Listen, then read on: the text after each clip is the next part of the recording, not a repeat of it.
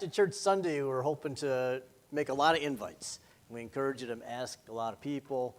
If none of those ideas help you out any, join us on a week from Wednesday, September 17th. We're going to take some door hangers and just walk door to door to door through some local neighborhoods and just hang invites on the door. They say maybe you get a 1% turnaround on that. So to get one person in church, we need to get to 100 doors. We ordered 400 door hangers, so we hope to get to 400. That means we need to have a big turnout on the 17th. We're not asking you to knock on doors. We're not asking you to have a lot of conversations. You know, if you see someone in the yard, and you can just hand it to them and say, just would like to invite you to our church on Sunday. Not too complicated, not too hard. A little bit of exercise can be a family activity if you want. But it's just one way of spreading the news and something that most of us can participate in. So think about doing that with us. Send letters, send postcards. Becky came up with a pretty good idea this week. We have these cards. I forgot to get one out to show you, but you can take some with you today. Hand them out at work. Oh, here they are. Hand them out at work. You know, give them to neighbors. Take them to the coffee shop. But Becky put together, oh, it's upside down somehow. Craig, how'd you do that?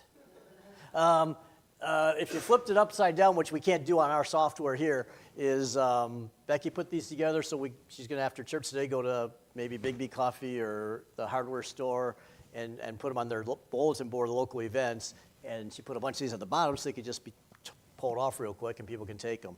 So it just gives a little extra visibility.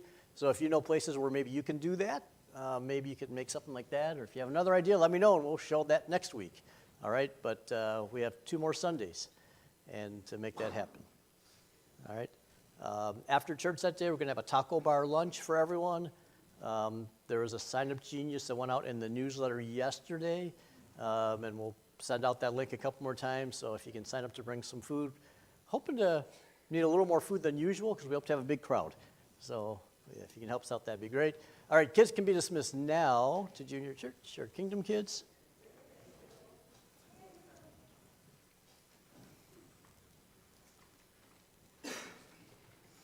One more quick announcement. And Alyssa, you can let me know if you want me to help with this, because I know you guys are on the way out today in a hurry, but Alyssa's putting together a promo video for Back to Church Sunday. I want you to answer a question on videotape. That will be put out publicly on Facebook or wherever. What do you like about Tri-County Christian Church? It begins with we like, we love, whatever, few seconds, and she's going to put those into a collage. The more faces we can put out there, the better off in terms of reaching people. So if you have time after church today to make that quick video, that would be great too. All right, Chuck Swindoll called loneliness the most desolate word in the world. It is capable of hurling the heaviest weights the heart can endure. Mother Teresa said, "The most terrible poverty I see is loneliness and the feeling of being unwanted." T.S. Eliot spoke from personal experience, and he wrote, "Oh, solitaire, everyone knows what that is like." In fact, playing solitaire, if you will, is common everyday experience for a multitude of lonely people. The career-minded single adult who works all day and then goes home to a microwavable lean cuisine dinner, they play it. An inmate who sits alone in his cell plays it. A uniformed soldier 1,000 miles away from home plays solitaire. A divorcee in a new apartment plays it. The woman who just buried her companion for life. The couple whose arms ache for that child that was recently taken. The successful businessman who might command legions during the day but doesn't have a single friend. They all play solitaire. The stroke victim in the nursing home, the missionary in Somalia, we all play solitaire. I dare say all of us probably play at one time or another, but sometimes others a little more often. I think our music reflects the fact that we're a very lonely people sometimes. Probably more so today than before, but even the music I grew up with, just trying to think of a few quick songs. Eleanor Rigby, the Beatles hit. The chorus says, "Oh, look at all the lonely people. Where do they come from?" Three Dog Night sang, One is the loneliest number that you'll ever do. America saying, this is for all the lonely people, thinking that life has passed them by. I know I'm giving away my age, but I guess it doesn't matter anymore because Becky did that for me publicly this week. I went to the football game, and I realized that when you're 62 or older, you get in for free. So I claimed my free ticket, and Becky was glad to let everyone know that I got that ticket. Billy Joel saying, they're just sharing a drink they called loneliness, but it's better than drinking alone. Some time ago, someone placed an ad in a Kansas City newspaper, an advertisement that says, I will listen to you for 30 minutes without comment for $5. Sounds like a hoax almost, but that person was serious. It wasn't long before he was taking 10 to 20 calls a day, every day of the week. The pang of loneliness is so sharp that some are willing to try anything for just a half hour of companionship. Probably at some point in your life you've experienced this and you understand what I'm talking about. We live, even in a very connected world, very disconnected lives.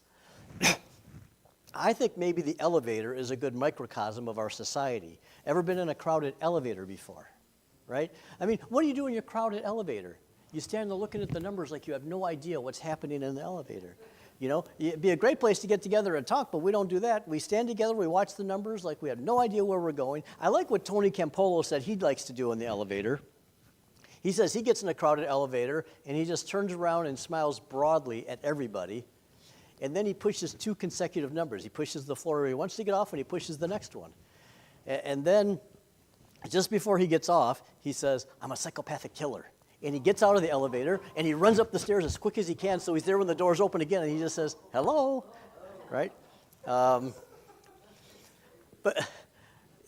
you know how it is in an elevator. You just stand there with a lot of other people, and it's a microcosm of our society. We stand there together, but never touch, never link, never connect. That's the way we live, in isolation, separation, through transition. We say, I'm a rock, I am an island, I declare my independence, I don't need anybody else in life, and we end up lonely. I want you to see what David wrote in Psalm chapter 38, verse 11. Maybe some of you feel this right now. My loved ones and my friends stay away, fearing my disease. Even my own family stands at a distance. Psalm 102, verse 7, I lie awake. I have become like a bird alone on a housetop. He's saying, I'm not connected with anybody. I don't have a friend in the world. I can't say, lean on me to anybody because I don't have anyone to say it to. There's a lot of things that cause loneliness. Transition is one of those things. You know, as we travel through the time of life, we go through these different passages of our lives, and the truth is, as we do that more often, it makes us more lonely, right? We leave behind one thing to something else, and it causes loneliness inadvertently. Some of you right now are setting a plate for 1 or 2 when you used to set the table for 7 or 8. And the older we get, the more lonely we feel because of those types of transitions. I recently heard of an elderly couple that was sitting together alone in a room, and the husband leaned over and he said, I'm proud of you. And she said, huh? He said, I'm proud of you. She said, what? He said, I'm proud of you. She said, well, I'm tired of you too. And that's just life. The longer you hang around, the more loneliness can set in. Transitions are a huge part of loneliness. But then something else that causes loneliness is separation. I realized this morning that's not going to be on the slide, but you can write it down somewhere. Did you know that 1 out of 5 Americans move every single year? I read that recently, and it surprised me. I still can vividly remember, despite my failing memory, that when I came to this church in 1999, my move from Wyandotte to here was one of the loneliest times in my life. I mean, I uprooted from family, from friends, from the church I had grown up with, from the ministry that was really, I was just having a blast in that youth ministry for 6 consecutive years. And it's only an hour and 15 minutes away, but I basically came here and knew nobody. It was tough at first. Transition and separation can be very difficult. Maybe right now you're feeling kind of disconnected. Started a new job, moved to a new neighborhood, moved to a new school, new job, whatever it is. Someone from your home left to go to college, get married, and you feel so much like a rock or an island, and you're just not connected with anybody the way you used to be. One wife of an executive who had been transferred several times, 7 times in 10 years, said, to avoid the pain of saying goodbye, we no longer say hello. Isolation causes loneliness. We do that to ourselves. We put up transitions. We put up privacy fences around our yard so that no one can see us and we don't have to see them. We don't want anyone to connect us. We have garage door openers so we can literally drive into our, up our driveway and into our garages and shut the door before we have to talk to anyone in the neighborhood. It's like the drawbridge opens, we drive into our castle, the drawbridge closes, and we never connect with anybody. That's kind of the way we've made our society to be. We isolate ourselves, and you say, oh, I would connect with more people, but I'm just too busy. Or, and maybe you know this, I've been burned when I've tried to get close to other people. So we just stay isolated. But that's not the way God designed it to be. In Genesis chapter 2, it says, God looked at man and said, it's not good that man be alone. I'll make a suitable helper for him. Jethro came to Moses and said, Moses, you can't keep doing this all by yourself. You've got to get yourself into some relationships, some friends. Have people help you with what you're trying to do. You're going to wear yourself out. William Broyles is a Vietnam veteran. He wrote a book called Brothers in Arms. He writes, a part of me loved war. A part of me loved war. Now, he said, now please understand me. I'm a peaceful man, fond of animals. I believe that war shouldn't have any part in the affairs of man. But the comradeship of our platoon and what we experienced together in that war provides an endearing and moving memory for me. A comrade in war is somebody you trust with anything because he is somebody you've trusted your whole life to. Individual possessions, advantage, or stature beforehand count for nothing because the platoon is everything. He wrote, with platoon members, we would share our food, our rice rations, a single cigarette, and other meals.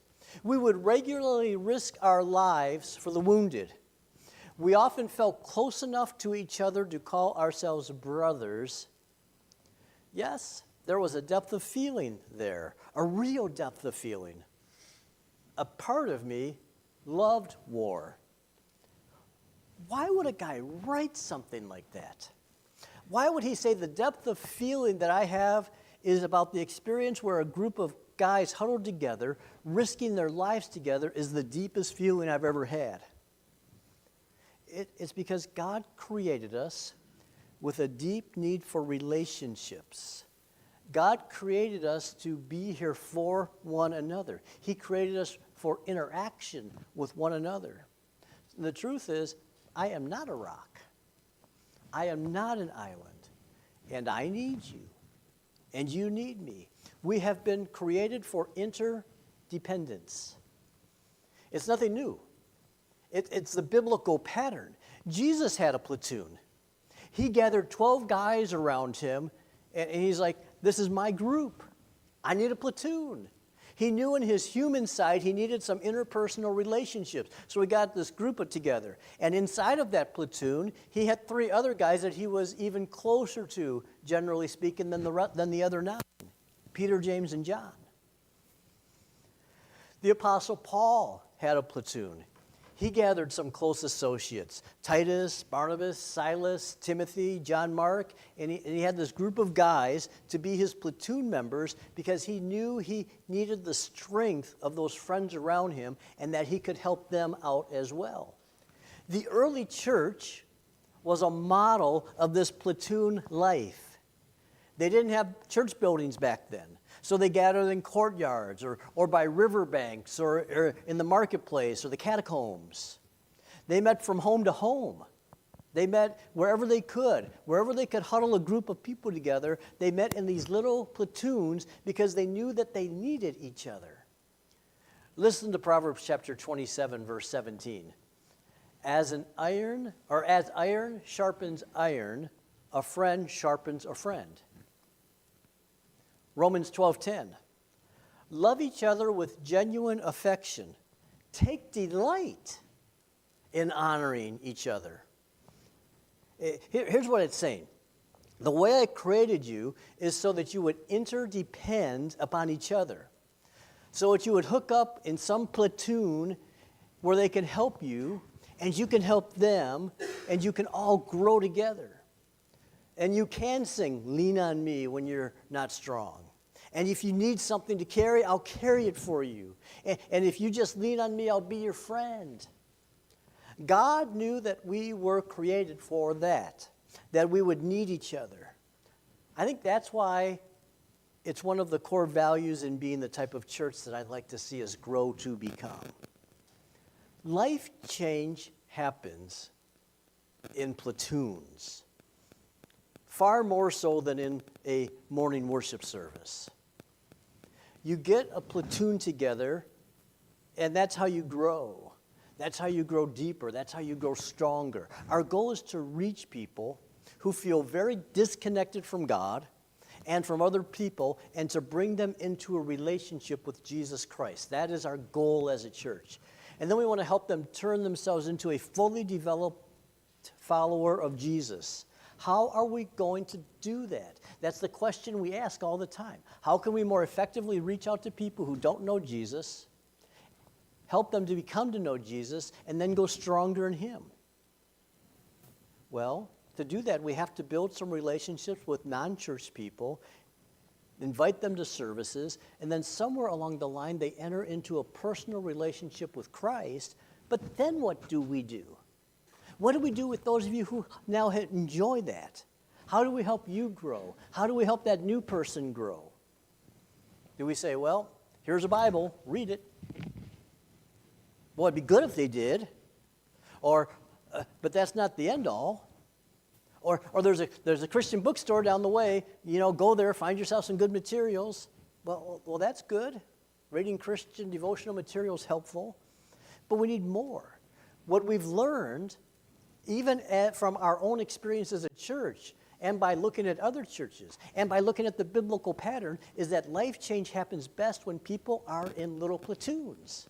I'm fully convinced that the biblical pattern for growing stronger and deeper is to be in a group of like-minded people. We call our platoons here in our church small groups, or Bible studies, or men's ministries, or ladies' ministries, or Sunday school. A small group is a place where you can come together and do the one another phrases that the Bible commands us to do. To love one another, to care for one another, to be kind to one another, to forgive one another, to bear one another's burdens. Now, can you realistically love every member in the church? Can you realistically care for every member in the church? Well, we're not that big of a church, so maybe it's a little easier. We all know each other's names. But the truth is, we're all a little bit different. We're different in age, we're different in stature, we're different in our Christian maturity, we're different in our likes and our dislikes. I think so much different that we can't all have interpersonal relationships that are strong with one another. But you can love about 5 or 10, can't you? You can get close to 5 or 10, can't you? I mean, really do the one another phrases. Really do the one another things that Christ tells us we're supposed to do with other Christians. Get into their life as a platoon member and help them grow and to spur them on to love and to good deeds and to Christian works and to forgive them and to be kind to them and to help them forgive others and to be kind to others. You can do that. You can do that with 2 or 3 or 4 or 5 other people. I think we learn to do this best in small groups. Hebrews 10:24 says, think of ways to encourage one another to outburst of loves and good deeds.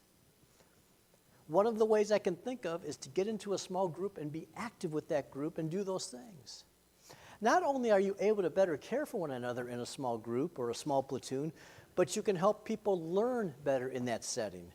In fact, there have been small groups that have met in the past when I've been asked to provide them my sermon topic in advance or the scripture we're going to study so they can study it in a small group and be better prepared. They said they learned a lot more from the sermon when they thought about it in advance. These people insisted they learned much more about the sermon topic when they studied together. You know, small groups help you grow deeper. They also help you grow stronger together. You learn best that way. There's something about sitting around a table with a few friends and say, what do you think about this? What did you learn from this passage? How can this passage change your life? What do you think about what the preacher said on Sunday? You know, you can be in a church on a Sunday service and have a question. You might have one now. But you can't just raise your hand and say, excuse me, can you stop there? I don't understand. That would not be appropriate, so don't start doing that, right? But in a small group, you can talk. You can grow deeper. You can have feedback back and forth. You can probe. You can actually be implanted in a pot where you can bloom and start to blossom. That's what small group settings are all about. That's why we have Sunday school and men's and ladies' ministries and men's breakfast and all of those other smaller group settings. I had a small group for a long time, and it was a great thing. There was great accountability in a small group. There's great growth that happens in a small group. It's a place where you can come in and say, I'm struggling on how to do this. I'm struggling with this part of the Christian life. I'm struggling with this topic. Can you help me understand it better? What about you? What do you need? We learn from each other. As iron sharpens iron, so one man sharpens another. I know of a preacher, a friend of mine who's in a church with about 5,000 in attendance, yet the people in that church grow deep and they attribute it to the small groups. Everyone in that church of 5,000s is encouraged to be in a group of 10. 2 different people in that church wrote articles that they published in their church letters who encourage others to join small groups. I want to read you what these 2 people wrote because I just think it underscores this whole idea so well. One lady wrote, I'm writing today to share with you what being involved in a small group meant to me. I was the divorced mother of 2 teenage girls, and I felt desperate. I came crawling into a small group, hoping to find a friend and someone who would pray with me and for me. Before I started the group, I was hurt, I was angry, I was frustrated. The leaders of my group shared biblical teachings that I could hold on to and gave me so much hope in trying times. My small group developed into deep, caring, understanding friendships that are irreplaceable. Above all, it was a safe place to share your deepest feelings and to get honest. I was amazed how much I had in common with these people. It was great to connect with others that I could relate with. I'm so thankful for the vision of this church that has given help to hurting people. Through God's grace, I'm a changed person. Thank you for promoting small groups. And then there was a gentleman who wrote, when I first came to church, it was the first time I had stepped in a church in 24 years, apart from a funeral or wedding. My wife and I slipped in and out quietly for 4 years. We developed no friendships. Our growth in Christ was practically zero. We finally made a commitment to get involved in a Sunday school group, and one of the members of that class reached out to us and invited us to their home to have a small group in their home. And through that outreach, we decided to get involved in a midweek small group. Our first attempt was not successful, but we tried another. And through the love, support, and encouragement that we received from them, my wife and I and one of the other couples decided to form a new group to reach out to people who were not connected with any other class and share our blessings with them. Many of us became involved in men's groups and ladies' groups. Our group, listen to this, our group made a commitment of bringing at least one new family to Christ each year, and every 3 years beginning a new group. In the past 10 years, we've passed our expectations, and through our small groups that we created, we have seen 45 people won to Christ, and 6 new groups started. We've experienced the grace, openness, support, trust, and accountability and confidentiality that you can only have in a small group setting, and we've grown from that. And through our growth, we've learned that we need to share with others the grace that we've been shown. He went on and said, our groups have helped groom elders, deacons, ushers, new Sunday school teachers. I've learned the meaning of vulnerability, accountability, grace, forgiveness, unconditional love, and through these relationships, which exemplify God's love in a very tangible way. And I thank God for every member of our small groups. I encourage all of you who are not involved in a Christ-centered small group to get involved. If your first attempt fails, like ours did, try again until you succeed. Okay, that was longer than I usually read in terms of someone's correspondence, but it's good. Our church is a lot smaller than that. We don't have a lot of choices, but we need to offer as many options as we can for growth, and you as individuals need to take advantage of as many options as you can, even if it's only one. Imagine if we had a small group and did what that couple did, and that small group, maybe just 6 families, maybe just 4 families. If they all committed to bringing a new family during the year, those 4 families could very quickly turn into 16 people. In 3 years, 48 people. And because of that one group, you've doubled the size of the church. If 2 groups did that, within 2 years' time, we would have outgrown our auditorium. And that all represents souls being introduced to Jesus Christ. So I really encourage you, come to Sunday school, go to a ladies' ministry, go to men's group, come on Wednesday night and study the Bible with us this fall. If all else fails and you can't do any of that, start a small group at your home and invite another family to join you. Small groups all over the world literally help each other. See, we can come to church like a bag of marbles, where we all look nice and shiny and just click against one another. Or we can come to church like a bag of grapes, where we kind of get smashed and bruised and all the juices start flowing together because of those interpersonal.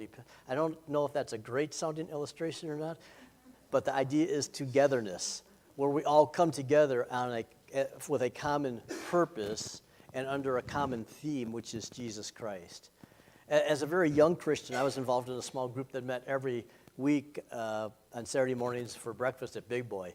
And I can tell you that particular Big Boy in Wyandotte, the food was terrible, the coffee was terrible, but the fellowship of this group was so good that we kept going back to this terrible, dungy Big Boy every single Saturday.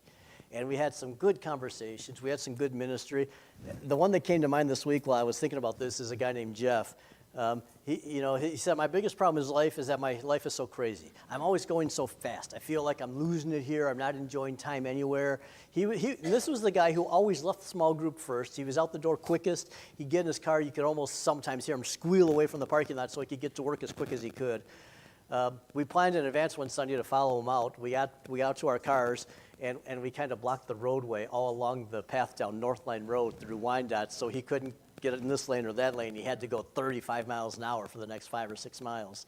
Just kind of boxed him in to slow him down a little bit. But that's the accountability that you can create in a small group. It helps you grow. You know, it's easier to work out with somebody. It's easier to run with somebody. It's easier to diet with somebody. And it's easier to grow as a Christian with somebody because God has designed us for interpersonal relationships. He's designed us to help each other. And if at any point you think, I'm doing great, my spiritual life is great, I've gotten to where I ought to be, or I'm close to where I ought to be, I don't really need anyone else's help right now, I promise you there are 10 other people that need your help then. Get involved. If you don't need the help, get involved to help someone else. And if you need the help, get involved so other people can help you.